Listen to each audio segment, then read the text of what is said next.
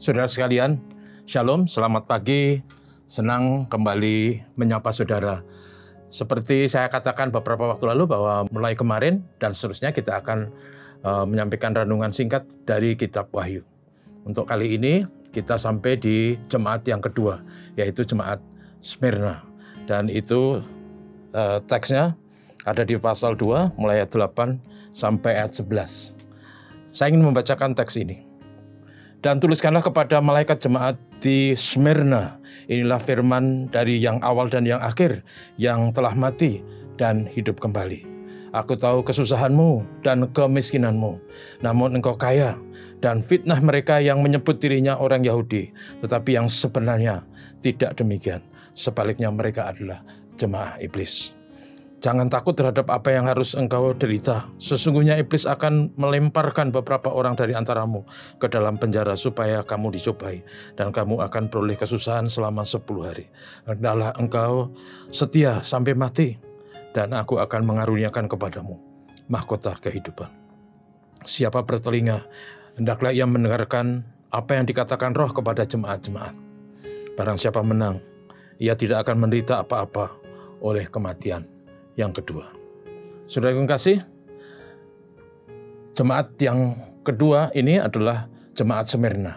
Artinya karena jemaat itu berada di kota Smyrna. Kota Smyrna adalah kota yang luar biasa, indah, mempesona, sangat cantik, dan dipuji-puji oleh orang-orang pada zaman itu, termasuk seorang penulis Kristen di abad kedua bernama Aristides. Kota ini adalah kota dagang juga yang sangat makmur. Kota indah yang nyaman udaranya karena angin yang bertiup di sana sepoi-sepoi menyegarkan. Jemaat yang ada di sana dikatakan adalah jemaat yang mengalami kesusahan dan kemiskinan. Tetapi Tuhan Yesus menyebut mereka sebagai jemaat yang kaya. Jemaat yang tidak dikalahkan oleh fitnah orang-orang yang mengaku jemaah, tapi sesungguhnya mereka adalah jemaah atau jemaat iblis. Mereka miskin secara materi, karena memang pada waktu itu jemaat yang ada di sana itu terdiri dari orang-orang kelas biasa, orang-orang rendah, orang yang harus bekerja keras untuk mencukupi hari ke hari keperluan makan, pakaian mereka. Dan juga dalam sejarah banyak orang Kristen yang di zaman itu selalu disusahkan oleh berbagai kelompok karena sering dirampok, sering dibakar rumahnya dan sebagainya dan sebagainya.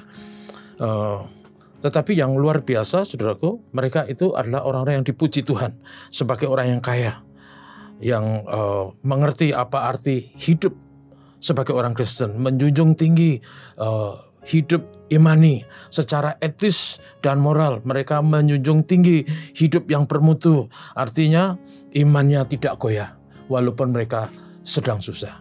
Etos kerjanya tidak memburuk walaupun sedang dalam kondisi terpuruk. Walaupun diwarnai kekurangan, mereka tidak mengeluh. Perilakunya tetap santun walaupun air mata tercucur.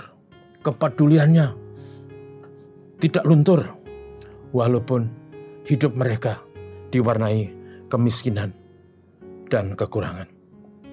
Di samping itu, yang sangat menarik dari jemaat ini adalah mereka tidak gampang dirusakkan imannya oleh ajaran-ajaran palsu. Di sana ada jemaah iblis yang selalu merongrong kehidupan jemaat yang sejati. Yang menarik adalah mereka tidak terpancing untuk marah atau membalas dengan kebencian. Mereka tetap menjunjung tinggi, memegang teguh dan mempraktikkan kebenaran dan ajaran Tuhan. Ajaran Tuhan adalah menjunjung tinggi kasih, walaupun mereka sedang dibenci. Itulah surat kepada jemaat Smyrna. Yang dikatakan juga mereka terancam akan mengalami penderitaan, akan ada yang masuk penjara. Tetapi yang luar biasa, Tuhan berjanji kalau mereka setia dan menang, mereka akan diberikan mahkota kehidupan. pengharapan hidup abadi yang selalu dinanti oleh setiap orang yang memegang teguh keyakinan iman. Termasuk kita orang Kristen. Barang siapa menang dalam iman, kata firman Tuhan, kepada mereka akan diberikan hidup kekal dan tidak akan mengalami penderitaan dari kematian yang kedua. Dan kematian yang kedua, saudara, menurut Wahyu pasal 20 ayat 14 adalah api neraka. Artinya kepada siapa yang menang, mereka akan perlu hidup yang kekal dan dibebaskan dari derita, siksa api neraka. Karena itu saudaraku, mungkin di antara kita mengalami banyak kesusahan, kesulitan. Secara ekonomi kita terpuruk, secara sosial mungkin kita berjuang dengan mati-matian dan tetap susah. Tapi mari kita belajar dari jemaat Smyrna yang tetap setia dan walaupun miskin, tapi kaya dalam kebajikan. Kiranya Tuhan memberkati kita. Mari kita berdoa. Bapa, terpujilah nama-Mu, terima kasih kami bisa bersama-sama belajar dari jemaat Smyrna yang walaupun miskin secara materi, walaupun susah secara duniawi, mereka kaya secara imani, menjunjung tinggi moral, menjunjung tinggi iman dan kebenaran, setia tanpa mengeluh dan berkeluh kesah. Tuhan memberkati kami semua. Mungkin juga barangkali kami ada yang mengalami kesusahan, kemiskinan. Tolonglah mereka, tolonglah kami, supaya kami tidak goyah iman. Kami tetap menjunjung tinggi dan rela berbagi di tengah keterbatasan dan kekurangan. Kami selalu berdoa supaya COVID-19 segera bisa diatasi. Doa kami untuk negeri tercinta, negeri kami Indonesia, diberkati.